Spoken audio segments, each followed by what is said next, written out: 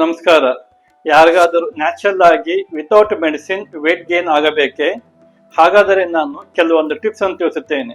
ಅವು ಯಾವುದೆಂದರೆ, ನಾವು ಬೆಳಗಿನ ಜಾವದಲ್ಲಿ ಒಂದು ಗ್ಲಾಸ್ ಹಾಲಿಗೆ ಬಾಳೆಹಣ್ಣು ಹಾಕಿ ಸೇವನೆ ಮಾಡಬೇಕು, ಅಥವಾ ಖರ್ಜೂರವನ್ನು ಹಾಕಿ ಸೇವನೆ ಮಾಡಬೇಕು. ಮತ್ತು ಡ್ರೈ ಫ್ರೂಟ್ಸ್ಗಳನ್ನು ನಾವು ಊಟದ ನಂತರ, ಅಂದರೆ ಊಟ ಆಗಿ 4 ತಾಸು ಆದ ಮೇಲೆ ಡ್ರೈ ಫ್ರೂಟ್ಸ್ ಸೇವನೆ ಮಾಡಬೇಕು. ಮತ್ತು ಊಟದಲ್ಲಿ ನಾವು ತುಪ್ಪ, ಬೆಣ್ಣೆ ಅಥವಾ ಮೊಸರನ್ನು ಹಾಕಿ ಸೇವನೆ ಮಾಡಿದರೆ ನಮ್ಮ ದೇಹವು ಪುಷ್ಟಿಯಾಗುತ್ತದೆ. ಅದು ಗುರು ಆಹಾರ ಆಗಿದ್ದರಿಂದ ನಮಗೆ ವೇಟ್ ಗೇನ್ ಸಹ ಆಗುತ್ತದೆ.